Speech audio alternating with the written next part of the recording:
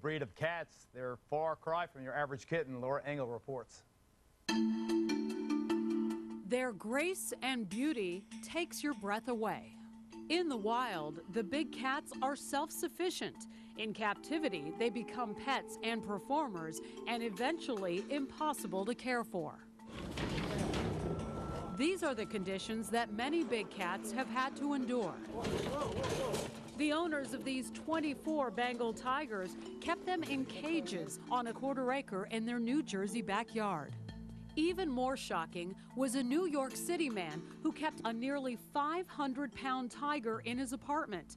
It's a natural reaction to get excited when we see these gorgeous cats at the zoo or at the circus, and countless people can't resist getting one for themselves.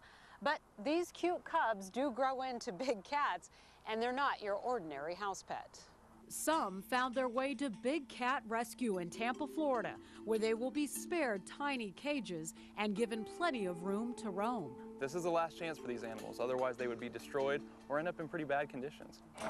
At Large toured Big Cat Rescue with General Manager Scott Lope. Part of the problem, they are very cute. And unfortunately, when you would see a little guy like this for sale at an animal auction for a few $100s, right. You know, it's he doesn't look that bad. Right, it's pretty irresistible, and you don't realize he's going to be 200 pounds in a very short time. And he'll eat you. And he'll eat you, and he'll eat your dog, and he'll eat your couch and your kids. The 45-acre sanctuary houses 150 retirees on appropriately named Easy Street. These tigers share an open 3 acres with a lake. That's Aurora, and she's what we call a throwaway tiger. She was part of the breeding for white tigers. And of course, not all the tigers come out white. And usually they just get dumped in the pet trade. Even this big guy here? Next up was Ringling Row, where the Ringling Brothers Circus pays the sanctuary to care for their retired cats, and where I fed one of their performers, Bengali. Bengali up. Right. Good boy. Oh, wow.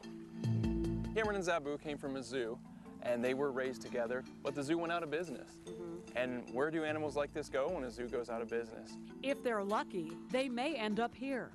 But if this sad trend continues, there will someday be more big cats in sanctuaries than there are in the wild. From Tampa for At Large, I'm Laura Engel. Geraldo?